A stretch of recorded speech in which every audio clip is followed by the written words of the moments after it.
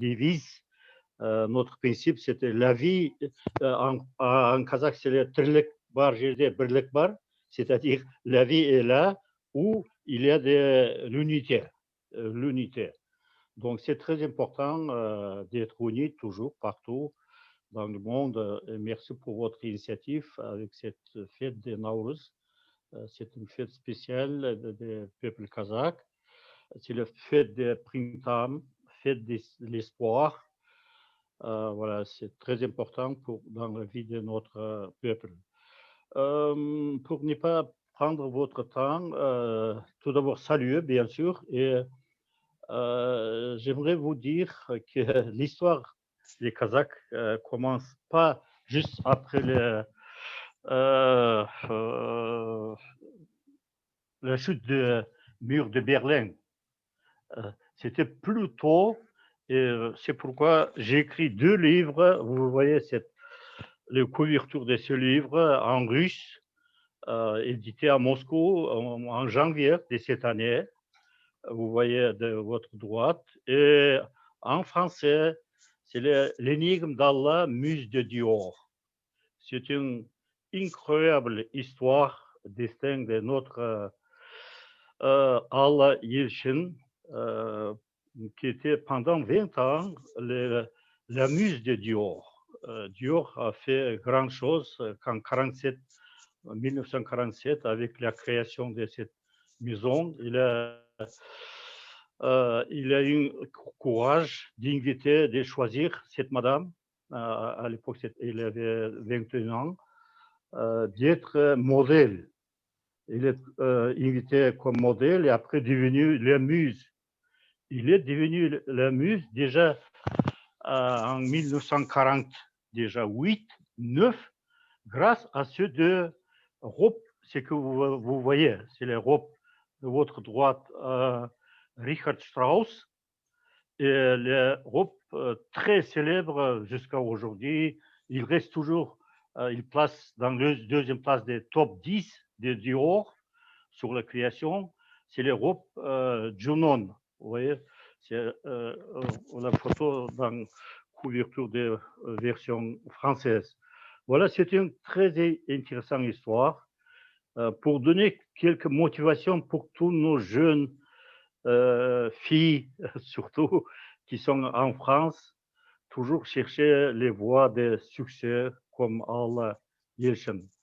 Voilà, la présentation du livre, nous avons déjà organisé à Paris, une fois à l'ambassade. En plus, nous avons fait un film documentaire. Nous avons trouvé tout le monde qui sont connaissait personnellement Allah Yelchin. Ils ont été déjà dans l'âge 80, 83, 90, 95, 92 années. Voilà. Finalement, film documentaire déjà aussi était présenté à l'ambassade et après chez Dior. Voilà. C'est une très intéressante histoire et je vous remercie pour votre attention. Je ne vais pas prendre votre temps. En tout cas, dans les bookstores ici à Paris, on peut déjà trouver. Les jours prochains, nous aurons dans les Amazon et j'espère chez Fnac. Si ça vous intéresse, surtout version française. Merci beaucoup à tout le monde. Merci. Merci Berline. C'est vrai que cet jour d'équinoxe de printemps, tout est en beauté. Donc sur cet aspect de beauté, il y aura une présentation de livre de Berline Irichef ici à Saint-Étienne bientôt. Oui. Bon, on vous communiquera la date. Oui, c'est en mois de novembre, il y aura l'exposition des livres à Saint-Étienne. J'ai déjà invitation par le comité d'organisation de cette exposition pour les mois de novembre à Saint-Étienne. Oui, c'est Saint-Étienne, oui. Merci beaucoup. Donc, à bientôt. Bientôt. À bientôt. Donc, quand vous ne pouvez plus le voir, il y a des liens avec Kazakhstan et la France, parfois qu'on n'entend pas avoir, même en matière de la mode.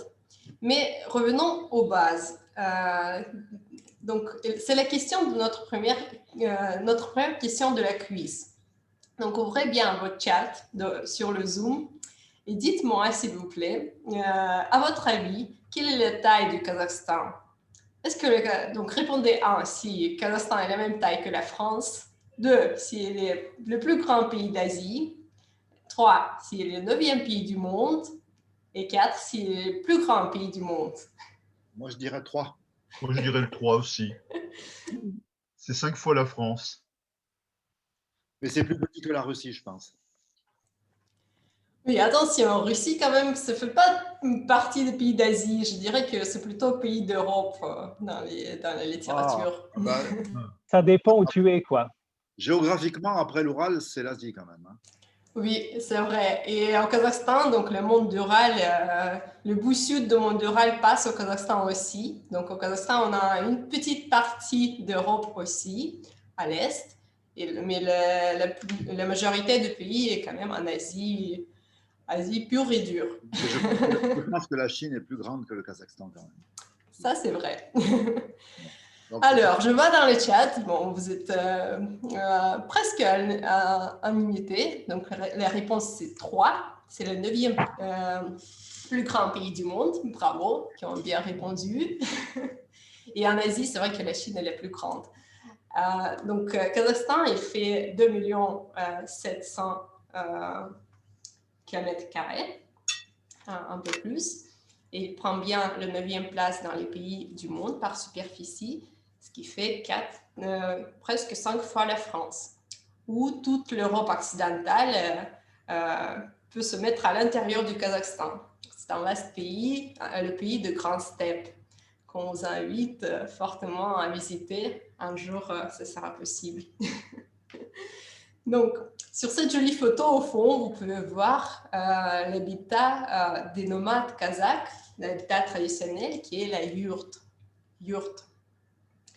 En ce moment, c'est vrai qu'au Kazakhstan, les gens n'habitent pas dans les yurtes, mais pendant le fête de Nowruz, on installe ces maisons nomades dans les places principales de la ville pour notamment montrer la tradition, pour fêter tous ensemble, pour inviter nos amis à partager les moments festifs avec nous.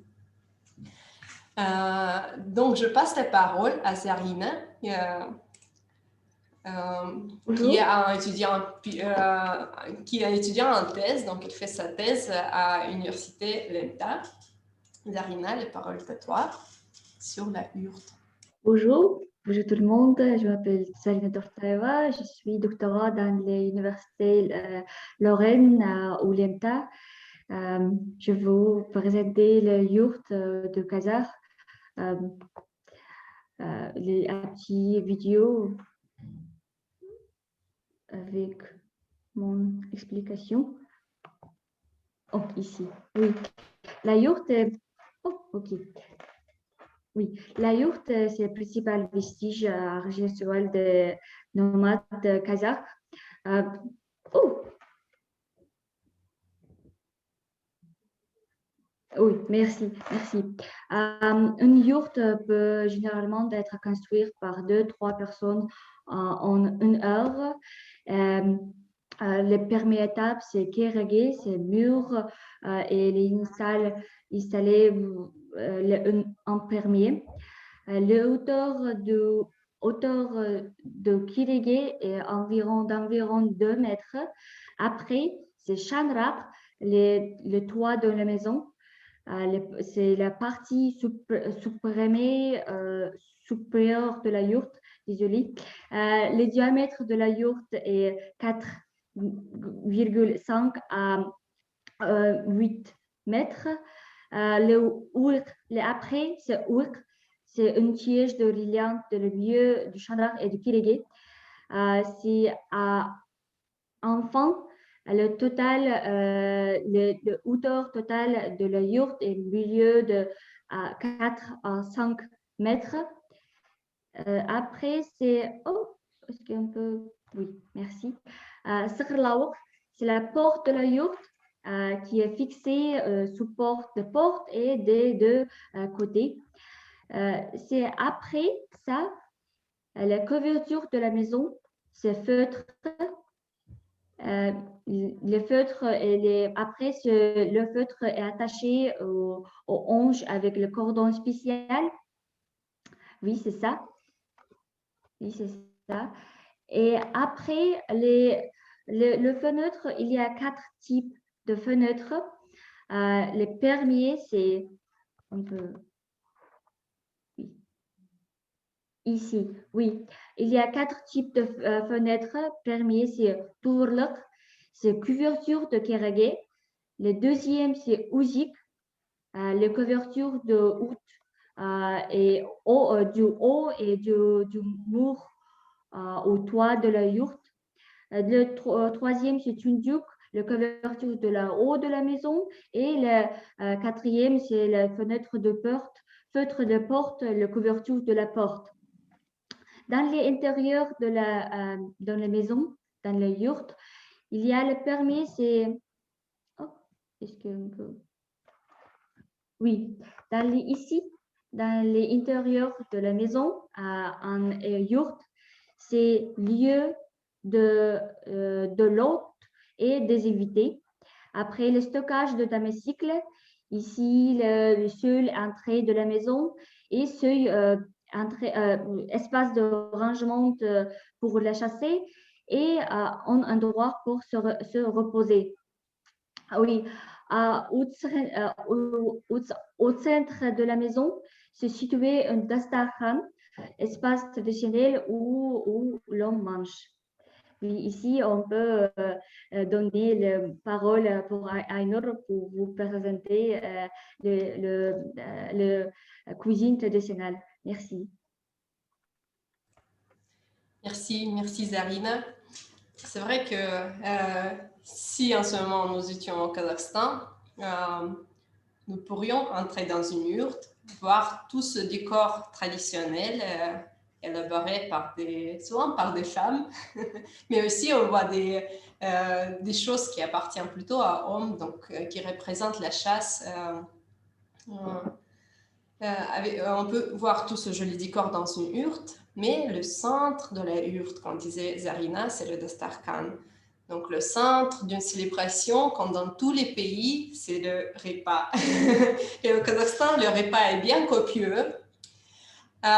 Et aussi peut-être un peu spécial pour les Européens occidentaux. Donc la question numéro 2 de notre quiz. Quand vous entrez dans une yourte, vous êtes devant la table kazakh. On vous propose des petits billes blanches ou un peu jaunes. Ça s'appelle un kourt. Qu'est-ce que c'est un kourt? Donc la réponse numéro 1, un fromage sec. La réponse numéro 2, bonbons au chocolat blanc. 3, c'est un biscuit sucré. Et 4, c'est un œuf de caille. Donc, est-ce que vous allez manger ce joli kourt?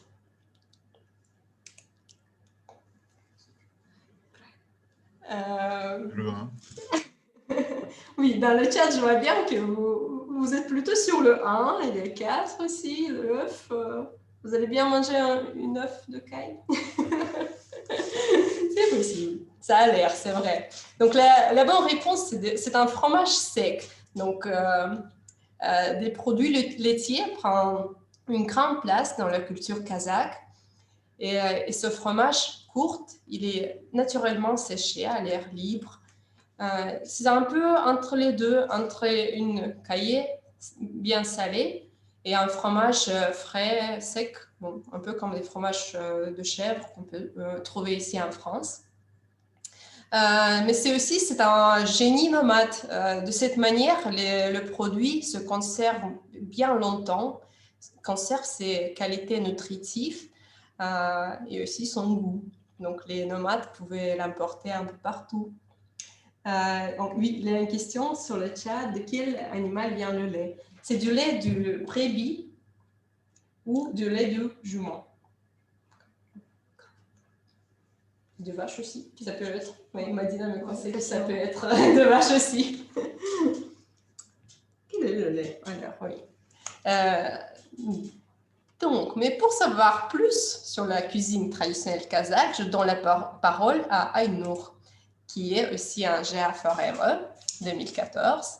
Et, il a fait sa thèse de doctorat en dynamique de fluide à l'École centrale de Lyon. Et aujourd'hui, il est ingénieur de recherche. Aynur, parole est à toi. Oui, j'ai fait ma thèse à Toulouse. J'ai étudié à Lyon, oui. J'ai fait l'école d'ingénieur à Lyon.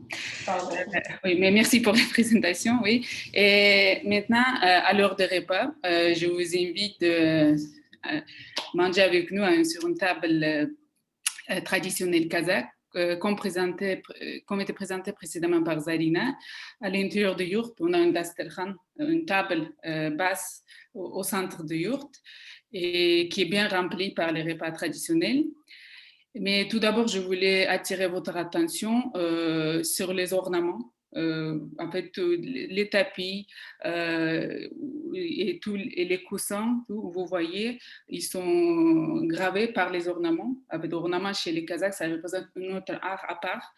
Et chaque ornement a une signification pour nous. Et c'est pour ça que c'est très important de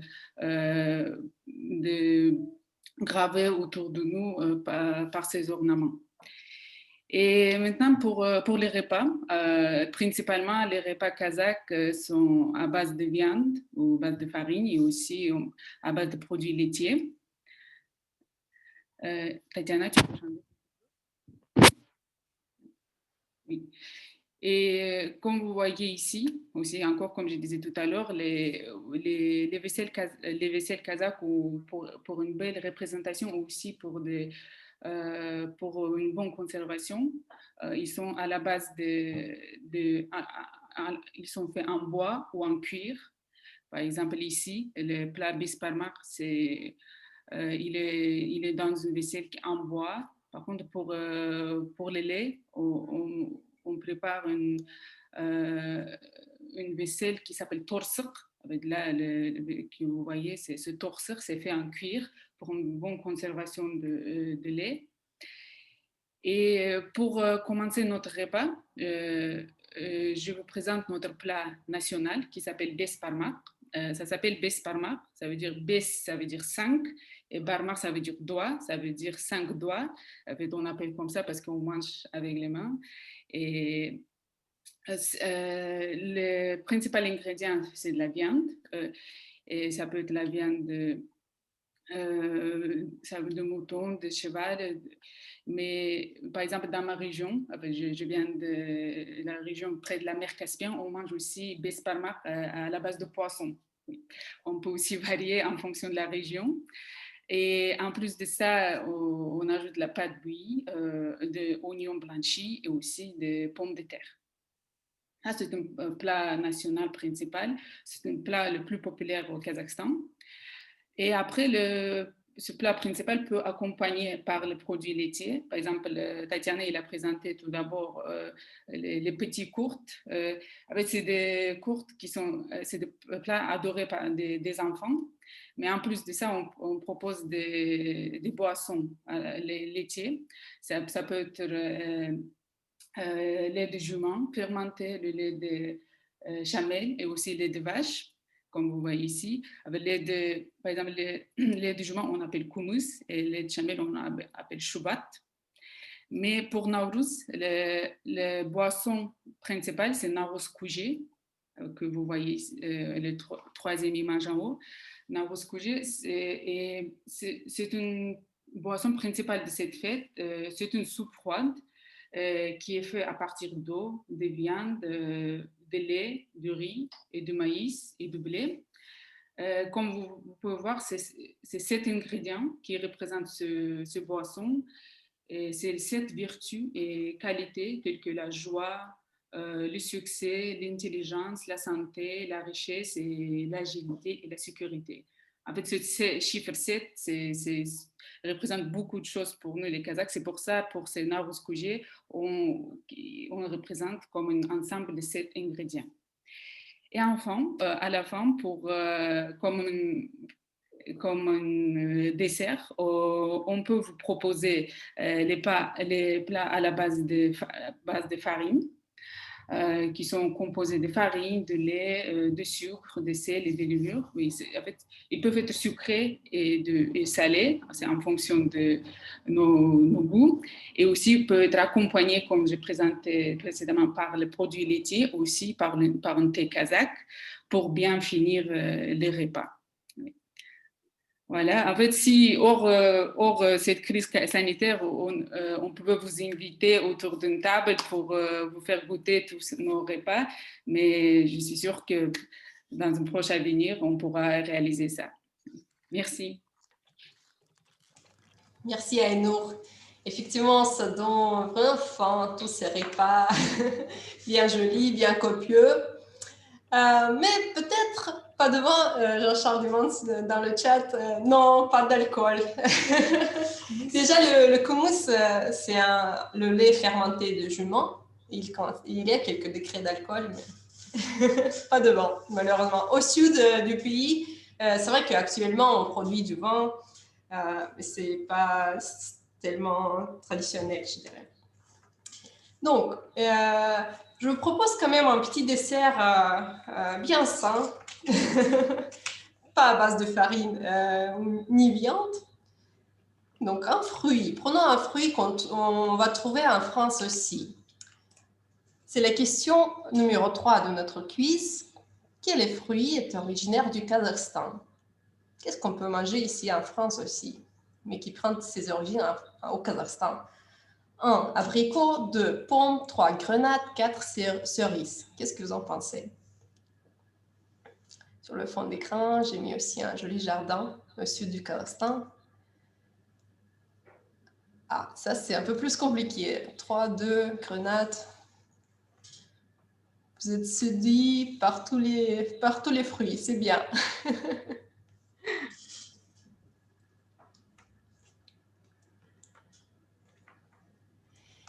Et en fait, la vraie réponse, la réponse correcte, c'est une pomme.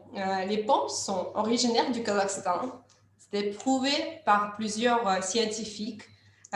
Aussi une scientifique française, Catherine Pay, qui est allée au Kazakhstan pour filmer un documentaire.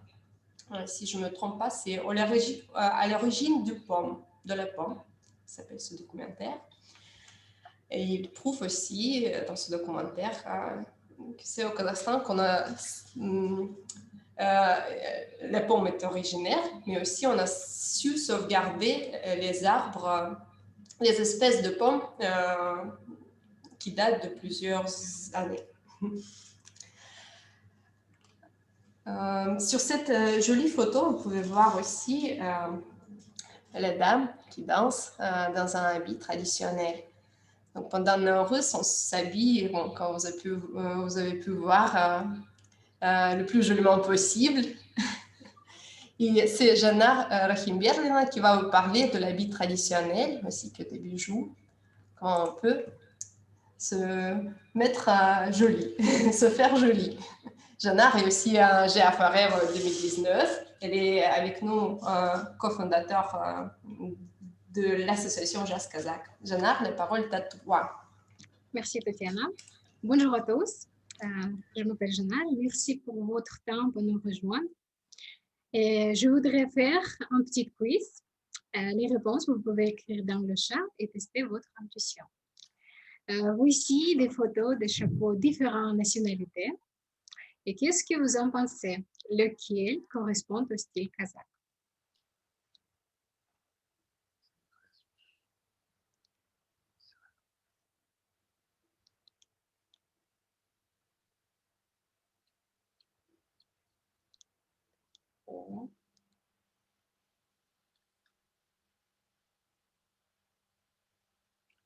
Merci beaucoup. Si vous avez déjà écrit, je dirais la bonne réponse. Bonne réponse, c'est numéro 2. Et découvrons ce que c'est. Tatiana, merci. La coiffe traditionnelle kazakh qui s'appelle börek. Il existe deux types, deux options, c'est hiver et été. La fourrure était faite de fourrure bison, loutre, martre, renard, loup et sable. La coiffe traditionnelle, c'est pour les hommes. Suivant. Ok. Et dans cette image, vous voyez différents costumes de nationalité, les femmes. Et qu'est-ce que vous en pensez? Quel costume féminin est kazakh? Vous pouvez également écrire dans le chat.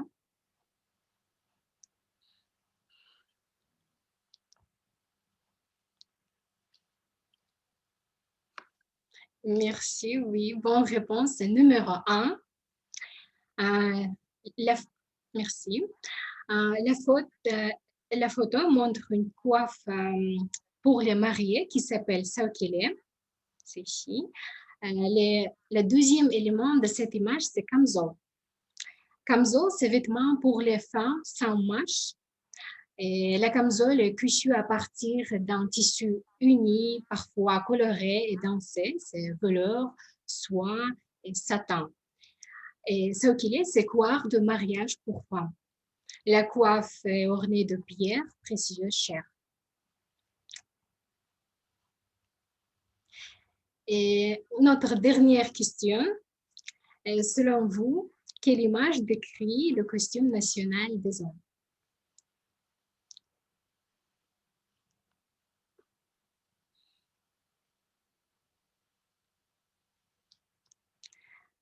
Merci, oui, la bonne réponse est numéro 3. Dans cette image, nous pouvons voir une partie indispensable des vêtements pour hommes qui s'appelle chapan. Les hommes portent sur des vêtements généralement pendant les mois d'hiver froids. Merci, ok. Les bijoux traditionnels. Voici les bijoux traditionnels nationalité kazakh.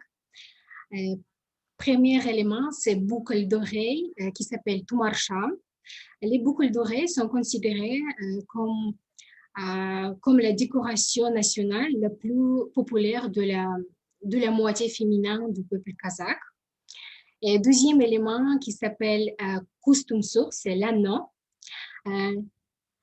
Si une fille portait cette bague, cela signifie qu'elle n'était pas mariée. Et dernière, la chaîne avec pendentif qui s'appelle alqa.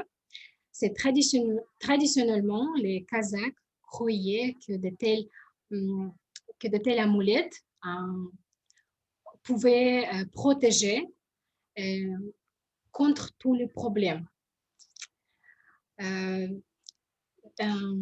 Merci beaucoup pour votre attention. Merci Janar, merci. Donc maintenant, on est tous bien habillés, joliment ornés avec des bijoux. J'espère qu'on a pu manger une petite pomme au passage. Maintenant, célébrons. Il faut apprendre quelques traditions du Kazakhstan. Tout d'abord, quand on est en Nauruz, on se souhaite Ak Mol Bolsun. Donc, la question numéro 4. Qu'est-ce que je viens de vous souhaiter? La question est toute dans le premier mot. C'est en couleur. Je souhaite que dans vos vies soit plein de rouge, plein de doré, plein de blanc, plein de bleu, bleu ciel, comme disait Serge, les couleurs de notre drapeau. Qu'est-ce que je vous souhaite pour ce jour de Nauruz? Ak Mol Bolsun. Ah, c'est bien compliqué.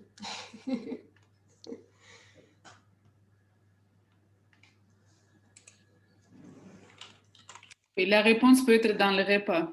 En fait, comme je vous ai présenté tout à l'heure, il a dit le repas principal pour cette fête, c'est Nauruz Koje. C'est un produit laitier. Et la réponse peut être là.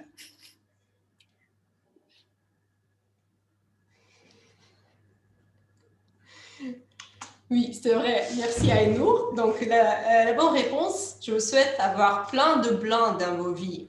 Donc, plein de produits laitiers, ça veut dire pour les nomades, plein de bétail. Et aussi, je vous souhaite de la pureté de votre esprit, de votre maison aussi. et que vous ayez un chemin lumineux dans le futur. Donc, plein de blanc pour ce jour de Norris. Akmalbolsen. Pour parler un peu plus sur les traditions, je passe les paroles à Madina. Madina Nokanova est doctorante à l'École des mines de Saint-Étienne. Elle est aussi un GA Forever et fondateur de Jazz Kazakh, notre association solidaire entre France et Kazakhstan. Madina. Bonjour à tous, merci d'être là avec nous. Et je voulais vous parler un peu de tradition que j'adore beaucoup. Donc, il s'appelle Tusao Kesu. Tusao Kesu est un rituel festif accompli lorsqu'un enfant fait ses premiers pas. Et les invités sont conviés et un plat traditionnel, le besparmak, est préparé. Et pour les rituels, on prépare un faisceau de cordes noires et blanches entrelacées. Ils attachent les jambes de l'enfant avec cette corde en forme de 8, puis la coupe. Et les Kazakhs croient qu'après ce rituel, l'enfant marchera plus vite et mieux et sera plus confiant dans la vie. Et, les fils noirs et blancs symbolisent la dualité du monde ainsi que la justice. En coupant les garrots, ils souhaitent que l'enfant soit juste et ne fasse pas du mal aux autres. Et les invités formulent leurs vœux, les souhaitent venir à l'enfant. La coupe des garrots est confiée à un homme ou une femme respectée et prospère afin que l'enfant hérite de ses bonnes qualités. Ensuite, l'enfant en conduit sur un chemin blanc symbolisant la chance, la pureté, l'honnêteté et un chemin lumineux. À la fin du chemin blanc, l'enfant est testé et différents objets associés à différentes activités sont placés devant l'enfant et ce que l'enfant attrape est associé à ses activités futures. Et aussi, à la fin, les personnes qui coupent les cordons reçoivent un cadeau de la part des parents. Et c'est un événement festif, accompli par des plats traditionnels. Et, donc, tu peux fêter très, très simplement ou faire un grand festif qui s'appelle Toy pour les 100 personnes ou 200 personnes. Donc, c'est vraiment un jour spécial pour des Kazakhs.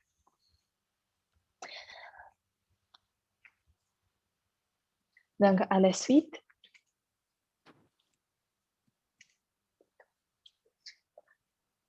Merci Madina. C'est un gourmand, c'est vrai. Il a attrapé le bonbon.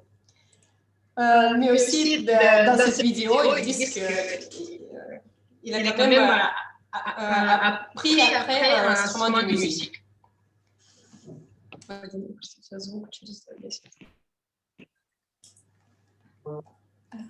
Oui, c'est un petit écho. C'est de régler. Voilà, Madina, merci. Notre célébration continue. Maintenant, on va jouer et écouter un peu de la musique traditionnelle. Question numéro 5 sur le quiz. Sur l'image, vous voyez un instrument traditionnel dombra. Combien de cordes possède un dombra? Votre réponse, 1, 2, 3, 4. Le choix n'est pas grand. Qu'est-ce que vous en pensez? 4, 3. C'est vrai, ce n'est pas une guitare. On n'est pas à 7 cordes. Il y a 6 d'ailleurs. 5. Il n'y a pas de réponse 5. Ah, il y a quelqu'un qui était déjà au Kazakhstan, qui connaît la bonne réponse.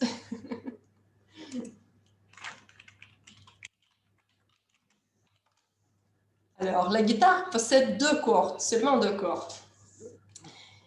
Qu'est-ce qu'on peut faire avec seulement 2 cordes? On va voir. Oui, tout d'abord, je voulais vous parler un tout petit peu sur le patrimoine culturel immatériel de l'UNESCO.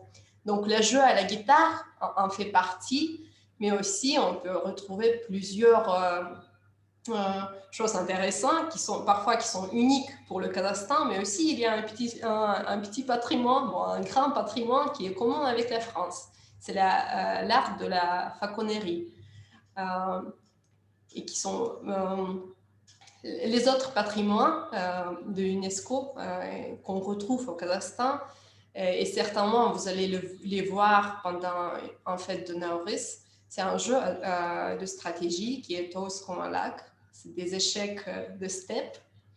Un jeu aux asiques, c'est des os du prébi. On joue avec. Un peu comme la pétanque d'ailleurs. Sinon, on vous montrera de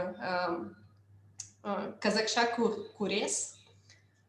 Il me manque le mot français. Comment on dit? C'est pas pour bataille, mais...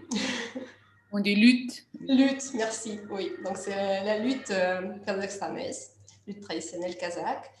Mais aussi, les Kazakhs sont un peuple très musical. On joue beaucoup les instruments de musique, on chante. Et on fait même des compétitions qui s'appellent ITIS.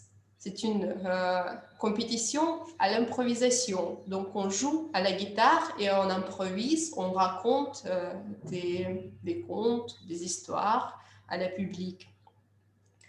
Donc, je passe la parole à Aygerim, qui est la fondateur du Centre culturel Korkut. Elle est aussi la fondatrice d'un bureau de conseil sur art et les événements culturels. Mais aussi, et le plus important pour nous, elle joue plusieurs instruments traditionnels. Donc, on va écouter un peu de la musique kazakh. Et bonne fête Nowruz. Bonjour à tous et bonne fête Nowruz. Je m'appelle Aygerim Mirsaïnova, je suis musicienne du Kazakhstan et des instruments traditionnels kazakhs. Je suis également cofondatrice du premier centre culturel en France, Korkut Abay. Aujourd'hui, je voulais vous présenter un instrument très ancien du 7e siècle qui a été créé par Dede Korkut, Kobus. Donc c'est un instrument grand-grand-père du violon. Il y a 2 corps qui étaient faits par le cran de cheval. Permettez-moi de vous jouer un morceau du 7e siècle qui a été écrit par Dede Korkut.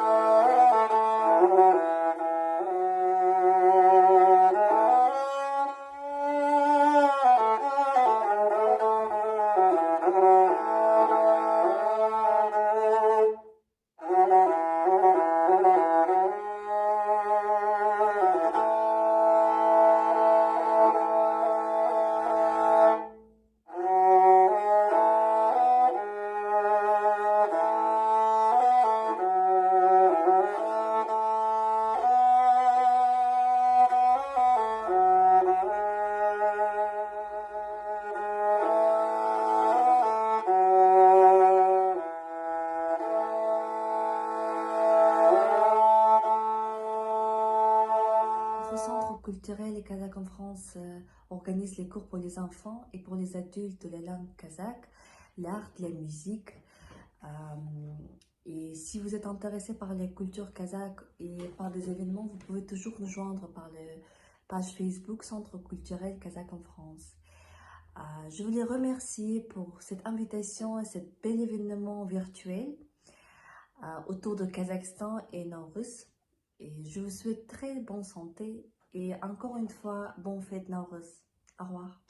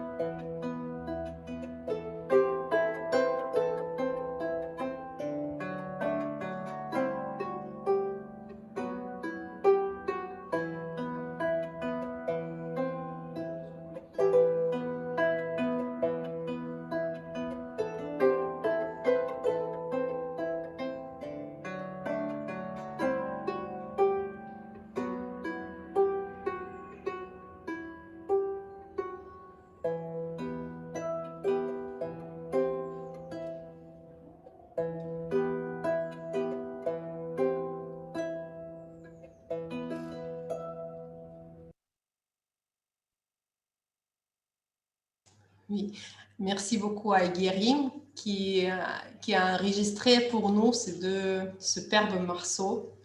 Donc le deuxième morceau c'était joué au jetegen, qui est un instrument à cordes aussi. Il y a 7 ou 14 parfois cordes qui sont de queue de cheval à l'origine.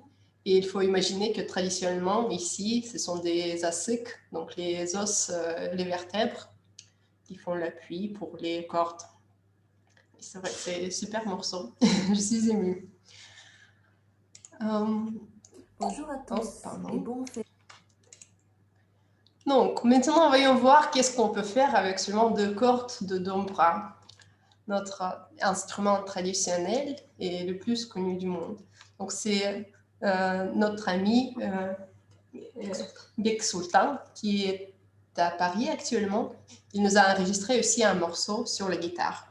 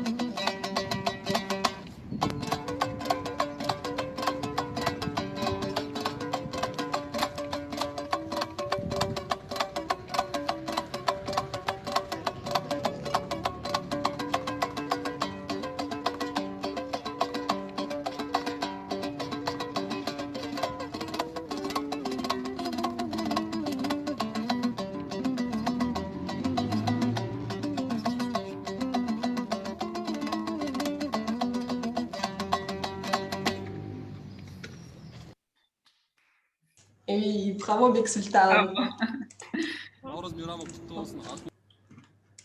Un autre petit morceau pour nous.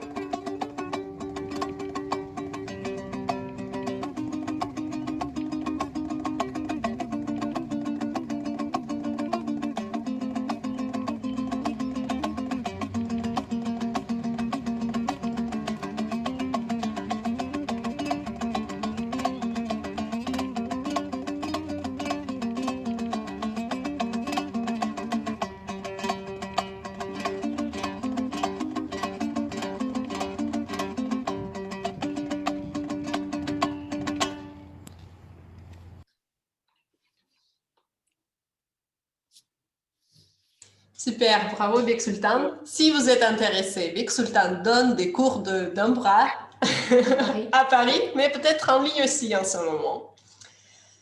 Donc sur cette joyeuse note, j'aimerais bien remercier toutes les participants, tous les participants, et vous aussi, cher public. J'espère que ça vous a plu. Si vous avez des questions, nous serons ravis de vous répondre. Ici, on prendra quelques minutes ou après dans les réseaux sociaux. Oui, si vous souhaitez avoir des recettes, des ingrédients, n'hésitez pas à contacter nous. On va vous aider pour préparer. On vous invite un jour. Une bonne idée, Anne. Merci. Oui. Vous pouvez installer une yourte dans mon jardin. C'est vrai. Il y a la Et place. ça, c'est fait. Moi, j'ai rencontré des gens qui ont installé une yourte dans leur jardin ici. Ah oui. J'ai rencontré à Toulouse, oui. Ça, c'est fait. Il faudra bien dépenser, Serge. Une yourte, actuellement, c'est de fabrication artisanale, Après, des matières nobles. C'est peut-être un projet pour l'année prochaine. Ouais.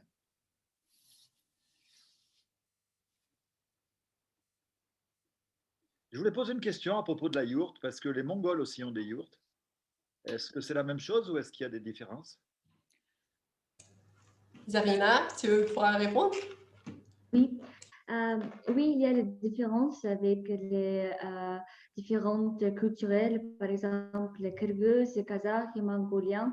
Il y a différence, mais ce n'est pas intérieur dans l'extérieur. Dans les Mongoliens, il y a des différences dans les portes avec les Mongoliens et Kazakhs. Et avec les Kirghizes et Kazakhs, il y a aussi différentes avec les couvertures et les différentes dans l'intérieur, dans les localisations de des objets. Comment dire, un endroit pour se reposer, les localisations endroit non, espace de rangement, c'est différent. C'est un peu différent. Mais pour les Mongoliens, juste l'extérieur, c'est différent. Mais je pense que la principale différence aussi, c'est dans les ornements aussi. Je pense Oui, il y a qu'en ornements. Mongolie, oui, ils n'ont pas les mêmes ornements que nous. Oui, c'est vrai. Oui, c'est vrai. Peut-être avec les Kirghizes, ça se ressemble, mais... Oui, oui. Mm-hmm.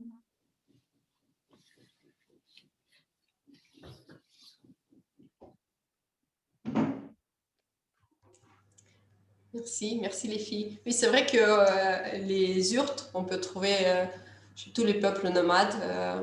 Oui. Il y a des différences. Ou par exemple, je vous ai parlé de patrimoine UNESCO. Donc, Kazakhstan est représentant de cette culture du yurt, mais aussi le Kyrgyzstan, la Mongolie, peut-être d'autres pays. Et après, je ne sais pas, est-ce qu'on a dit au début, Nowruz aussi, ça s'est fait dans beaucoup de pays comme Iran, Turquie, Azerbaïdjan aussi. Oui. Oui. Et combien de temps il faut pour monter la yourte? Je pense que la partie plus difficile, c'est de récupérer toutes les pièces. Après, une fois on les a récupérées, jusqu'à une semaine peut-être. Parce qu'il y a beaucoup de pièces en fait. Honnêtement, je ne sais pas, j'ai jamais fait, mais... C'est vrai. Je pense que c'est assez rapide parce que bon, c'était prévu de le monter sur les champs. Le kérguier, par exemple, le mur de la yourte, c'est une pièce entière. Donc, c'est attaché. Elle se plie, se déplie. Donc, pour mettre un kérguier, c'est rapide. Puis, les zouks, donc les arcs de toit, de plafond, c'est peut-être un peu plus technique parce qu'il faut les mettre une par une, oui. Et puis mettre par-dessus le chanérac, les cordes qui les tiennent et de mettre le feutre. Dans une journée, ça doit se faire. Oui, je pense. Oui, parce que sinon, on est mal parti. La nuit dehors, c'est pas bon. Non, c'est pas bon. Oui. Oui, mais après, si on a plusieurs, oui. Ah, Ouais, je pense que ça devait être dans la journée. Après, la décoration, tout ça, oui, c'est plus long, mais après, il y a le temps. Hein?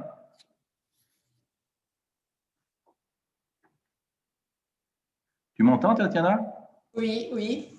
Moi, j'ai une question historique sur le Kazakhstan, parce que le Kazakhstan est très proche de l'Iran. Est-ce Oui. que, au niveau de l'Antiquité, ça parlait turc ou ça parlait perse? Je réfléchis, Jean-Charles. Ouais. Je viens de Oui, regarder soit- sur Internet, il y avait des gens qui s'appelaient les Scythes en français, Oui. qui étaient connus des Grecs, qui étaient plutôt vus comme des barbares, mais enfin, on voyait toujours l'étranger comme des barbares, et ils parlaient perse. Moi, de mon souvenir, On avait par exemple quelques poètes qui parlaient aussi des Perses. en perse, En oui. Perse. Oui, Ah, donc d'accord. il avait des poètes qui écrivaient en perse. Ah, tu Mais vois. le kazakh, ça, souvent, bon, quand même, ethniquement, on dit que c'est une langue de la famille turque. Mais on a Oui, des mais mots. j'ai l'impression que cette langue est arrivée après l'Antiquité, plutôt avec les Huns. Oui, les goundes, oui, pour les russophones. Parce que quand je regarde vos habits et vos figures, c'est assez brassé quand même, c'est assez mixte. Il y en a qui ressemblent plutôt aux gens de la Mongolie, mais il y en a qui sont assez indo-européens. Donc, c'est assez varié quand même. Oui, c'était bien tracé à l'époque. Bon, au Kazakhstan, donc, il y a 3 tribus, on peut dire 3 jouz, qui se sont réunies. Donc, au départ, c'était 3 tribus différentes, 3 pays différents. 3 pays, entre guillemets. Oui, 3 peuples différents. D'accord. Oui. Je suis désolée, mais can I reply to that question, but in English? I'm sorry. My question? Yes, Yeah, sure. can Yes. I reply to this question in English? So in reality, historically, it came like that historically we're like nomads. So before being Kazakhstan, we were Turkic community. It's not like about Kazakhstan. It's all over Central Asia and South Asia and also the Central Asia. So all over the world was like a Turkic. But before being Turkic, it was like a Mongolian, and before Mongolian, it was more like a Masaget or Sak. I don't know if it's like a completely like clear for you, but yes. Before being Mongolian, they were like Sak. So Sak during that period of time, they were also nomad, and they lived starting from the Central Asia, from the like a part of the China to the part of the Azerbaijan, like here, let's say to the part of the like the let's say western part of the Europe and all south part of Asia. So which is why we have some similarities between the language itself, because that period of time, the language itself that there was a spoken language for the Sacs, it was more like similar to the Persian, but it wasn't really Persian. And it was more Turkish. So which is why right now the language itself, like the language that we speak, Kazakh, it is historically it is root Turkic root, which is why we have some similarities of language with Azerbaijan, with Kazakh, with Kyrgyz, with also Iranian culture. And there is also similar cultural similarities between us, and Okay, also thank with you. Iraq. Yes, thank you. Yes. It's a mix. Oui, Jean-Charles, pour les visages, vous avez parlé. C'est vrai que moi, par exemple, je suis russe. Oui, ça se voit. Kazakhstanaise, une russe kazakhstanaise. Donc, Kazakhstan, c'est un pays multinational. 70% sont des Kazakhs ethniques. Puis, la minorité la plus grande, c'est des Russes. Donc, moi, j'en fais Mais ça se partie. voit dans vos visages. Mais vous savez, il n'y a pas tellement de visages chinois quand même de ce que je vois. C'est plus mongoloïde. Oui, mongol, oui. Il faut demander les scientifiques qui travaillent sur ce sujet. Ouais, c'est un mix d'Européens et d'Asiatiques quand même. Oui. C'est clair, hein, c'est entre les deux. Voilà. Et effectivement, comme c'est des peuples nomades, par définition, les nomades bougent, donc il y a eu des mélanges. Le Kazakhstan est un croisement, un carrefour, en fait. Qu'est-ce que ça veut dire, Kazakhstan? Kazakh, qu'est-ce que ça veut dire? Allô? Oui, j'ai vu dans certaines sources, ça signifie libre. Libre, oui, un homme libre. Ah, Je crois libre. oui, un homme libre. C'est aussi comme pour les Cosaques, qui sont l'armée ouest de la Russie en Ukraine.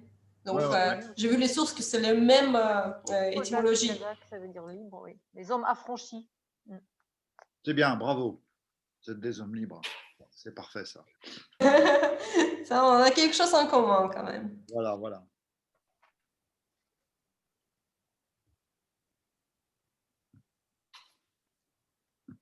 C'est une bonne conclusion.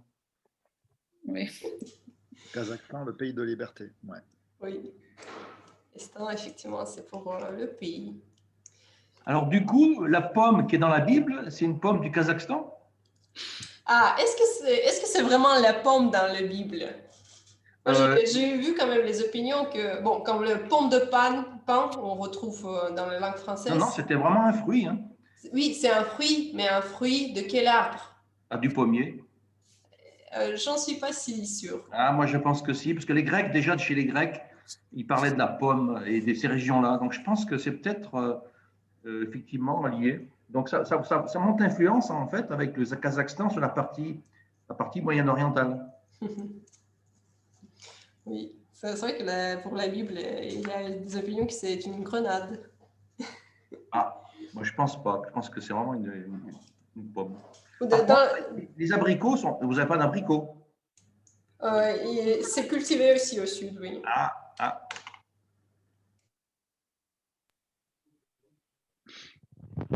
Bon, merci. Et votre instrument de musique, alors, c'est l'ancêtre de la guitare des Espagnols? Pardon? Votre instrument à cordes, est-ce que ce n'est pas l'ancêtre de la guitare qui est passé par les musulmans pour rejoindre l'Espagne? Non, vous ne savez pas? Je ne sais pas, Jean-Charles, non. C'est vrai Parce que qu'apparemment, la guitare espagnole a été amenée, ce n'était pas les mêmes instruments, mais par les Arabes. Et il est possible que les Arabes qui avaient une culture où ils copiaient beaucoup, peut-être se sont inspirés des instruments qu'il y avait de votre côté là-bas. Je ne sais pas. C'est une question qui est très difficile. Oui. Hypothèse, c'est une hypothèse, c'est pas une question. De toute façon, les instruments à cordes, il y en avait partout, hein, donc je ne sais pas qui a commencé. Alors, vous dansez quoi au Kazakhstan? Qu'est-ce qu'on danse? On danse en couple, on danse en groupe, on danse comment? Qu'est-ce que mince. Oui, c'est souvent. Oui, bon, Madina vous montre un peu. C'est bien de manger, mais danser, c'est bien aussi. Oui, on a beaucoup dans le gestuel qui est aussi, un peu comme pour les Indiens, on peut lire le gestuel dans danse. Oui, c'est des femmes qui... Donc, vous dansez en groupe, mais tout seul alors? En groupe, mais seul, oui. Ah oui, donc ça ressemble effectivement un peu aux Amérindiens ou aux Africains. D'accord. Et ici, je voudrais souligner qu'il y a une grande place pour la femme aussi dans la culture.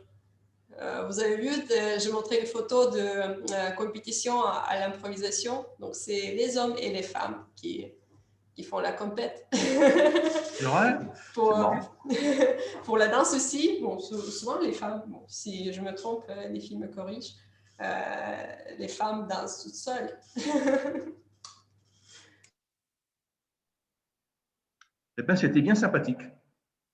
Oui, c'est très intéressant. Merci pour ces informations. Ça donne effectivement envie de visiter le Kazakhstan un peu aussi. Venez, c'est sans visa pour les Européens. 2 semaines sans visa. Ah, c'est cool. Il y a des vols directs.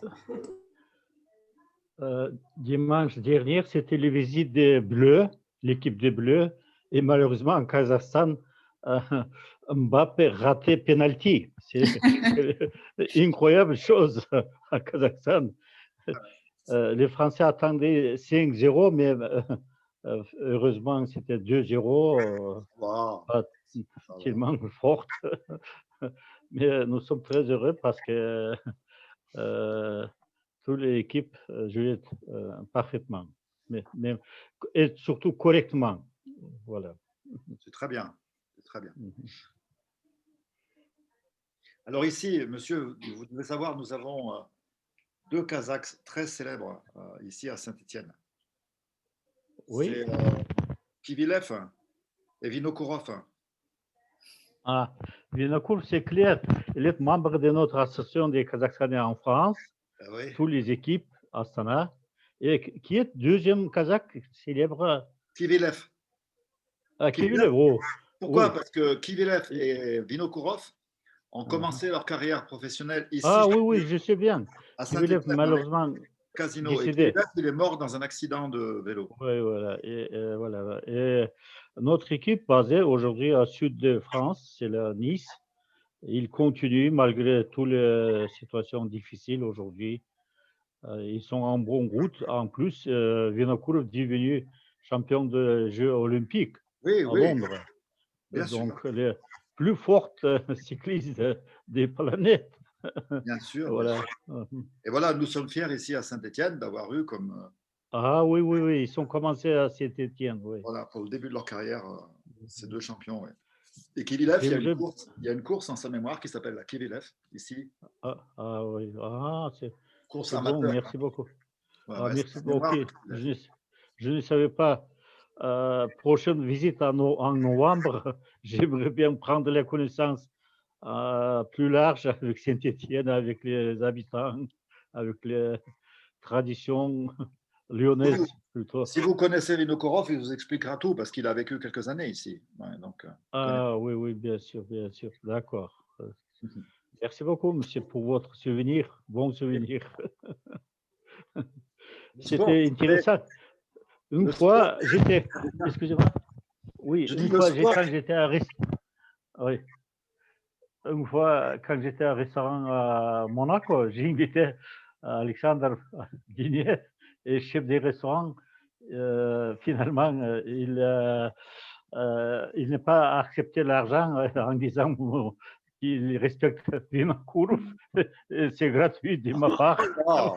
Il est devenu très célèbre. Donc c'est la bonne affaire pour vous. C'est la bonne affaire pour vous parce que c'est pas cher. Oui, bien sûr, inattendu en plus. Inattendu. Merci beaucoup. Voilà, c'est vraiment très célèbre personnalité en France.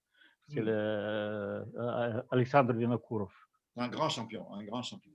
Oui.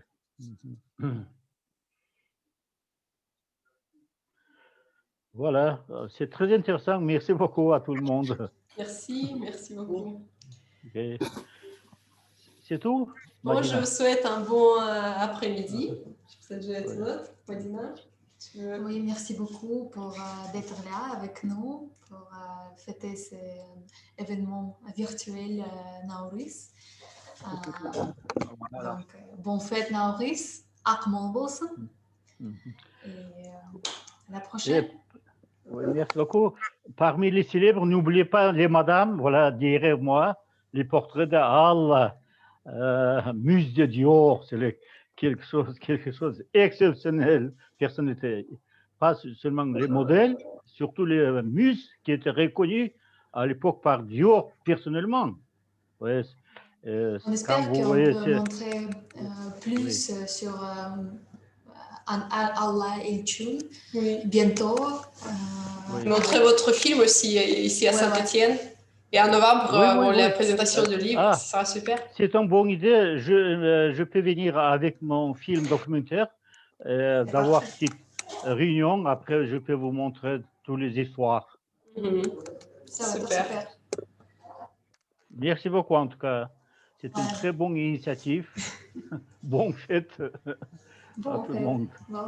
Merci beaucoup. Bonne fête. Merci. Bisous. Au revoir. Au revoir.